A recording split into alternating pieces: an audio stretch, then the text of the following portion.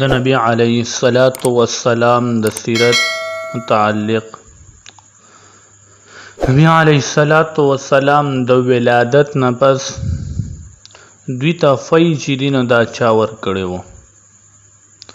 3 یا 4 ورځو پورې د خپل والدې محترمې فی نبی علیه الصلاۃ والسلام چې دین د اسکلی دي. د دین پس ابو لهب چې کوم آزاد کرده وینځه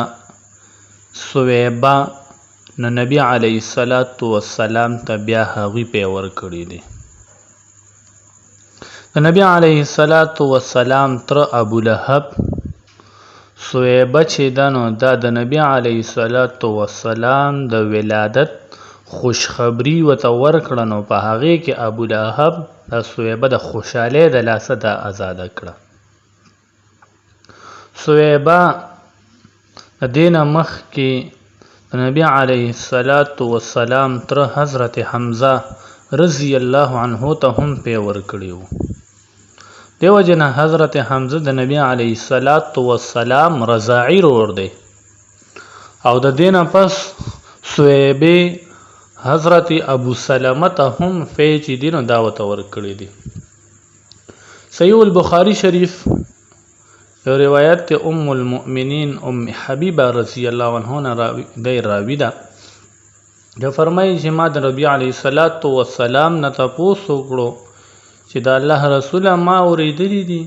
چې ته د ابو سلمه د لور درې سره نکاح اراده لري. نبی علیه الصلاۃ والسلام تعجب وکړو او وی فرمایل ام سلمه لور چې زما په تربیت کې ده، که چېرې دا زما ربیبه نه وي بیا هم دا ما دپاره حلاله نه ده. ولې؟ ځکه چې ابو سلمه زما رضاعي رور دی او هغه د دې پلار دی. ابن عباس رضی الله عنه نه مروي دي نبی اکرم صلی الله علیه وسلم په حضور کې چې عرض وکړو د الله رسوله د حضرت حمزه رضی الله عنه چې کومه لور مبارک ته تاسو د هغې سره نکاح وکړئ. نبی علیه الصلاۃ والسلام ته وفرمیل چې خو زما رضاعي ورېره ده او د رضاعي ورېرې سره نکاح کول اجازت نشته. نو سویبې 3 کسانو ته فی چې دین ته ورکړو، یو حضرت حمزه، یو نبی علیه الصلاۃ والسلام او ابو سلمه ته. سویبې اسلام راوړلو کې علماو اختلاف کوي. حافظ ابو منده د سویبې په صحابیاتو کې ذکر کړی ده، لیکن ډیر علما دې کې سکوت اختیار. نبی اکرم صلی الله علیه وسلم به د سویبې ډیر زیات احترام کو. د حضرت خدیجه رضی الله عنها سره د نکاح نه پس په هم د سویبې په خدمت کې به کله ناکله حاضري چې درنو دا کوله. د هجرت نه پس مدینه منورې ته نبی علیه الصلاۃ والسلام چې تشریف یوړو نو د هغه ځینه بیا هم ورته هدیې چې دی نو دا بیا ورته رالیږلې. کله مکه مکرمه فتح شوه نو نبی علیه الصلاۃ والسلام د سویبې او د هغې زوی د مسروح تپوس یې وکړو. معلومه شوه چې دواړه وفات شوي دي. بیا وفرمیل کو د هغې څوک رشته داران ژوندي وي چې د هغې سره موږ احسان وکړو. معلومه شو چې د هغې په رشته دارانو کې هم څوک ژوندي نشته. ابو لهب د مرګ نه پس ابو لهب چا په خوب کې ولیدو چې ډیر بد حالت یې دی. چا ترې نه تپوس وکړو څه حالت دی؟ ابو لهب ورته وایي چې یاره د مرګ نه پس هېڅ صراحت چې دی نه دا راته نشته دی، صرف د یوې وجې نه راته راحت وي چې سویبه چې ده نو دا ما ازاده کړې وه. نو د هغې د ازادۍ د وجې نه چې د نبی علیه الصلاۃ والسلام په خوشحالۍ کې ما ازاده کړې ده، نو په هغې په خوشحالۍ کې لږ شان پی چې دی نه د ګشان اوبه راته راکولی کېږي. علامه سهیلي رحمه الله فرمایي چې یو وارې حضرت عباس رضی الله عنه ابو لهب چې دی نو جا په خوب کې ویچاولی دو چې ډېر په بد حالت کې دی، او وایي چې ما ستاسو نه چې زه کله راغلم د مرګ نه پس ما هیڅ صراحت نه دی لیدلی، لیکن د ګل په شپه باندې زما په عذاب کې تخفیف چې دی دا کېږي. د سویبې نه پس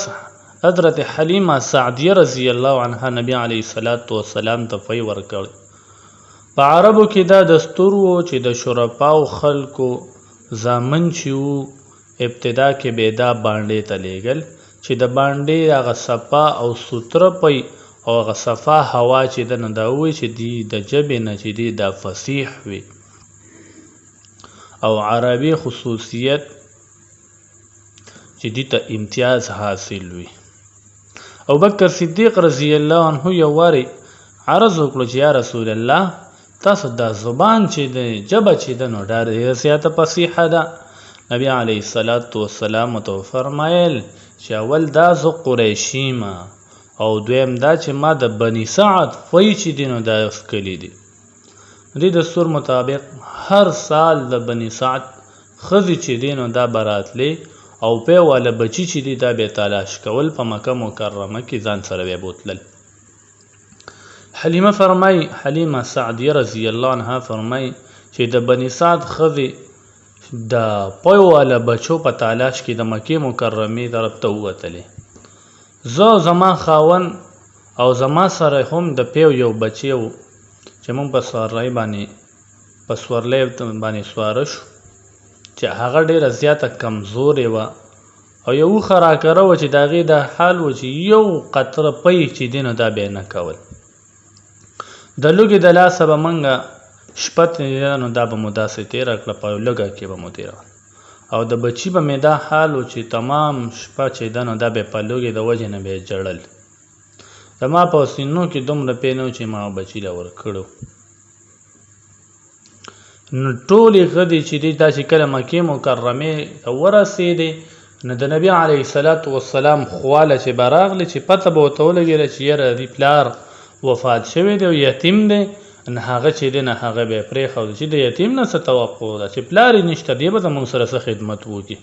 نه به یې په ډاګه پرېښود بل ماشوم چې دی نو دا به یې تلاش کو. ټول خلک چې دی نو دا پې تېر شو او یو زه پاتې شوم ټولو سره ماشومان و یو زه پاتې شوم چې څه داسې روانه شو نو خالي لاس تلل ما د ځان هم داسې ګران ښکاره شو چې یاره زه به اوس خالي راځم نو एकदम بس زما په ذهن کې په زړه کې مې الله جل جلاله بس دا خبره ور واچوله چې یاره درته لاړه شه هغه یتیم بچی چې دی نه دا راواخله. نو یې ما ډاري خپل خاوند ته وویل چې یاره زه ځم او زه هغه یتیم ماشوم رالم والله لاذهبن الى ذلك اليتیم قسم د الله چې زه ځم دغه ماشوم ته یتیم ماشوم ته لاخذنه او زه هغه راخلم. نو خاوند راته وفرمایل قال لا عليك عسى الله ان يجعل لنا فيه برکه بس ستا باندې هیڅ خرید نشته امید دی چې الله جل جلاله موږ له په دې کې څه برکت واچي. زه ورشه رایوله. نو حلیمه سعدیه فرمایي وی کله چې ما دا ماشوم په دې امید سره راواغستو او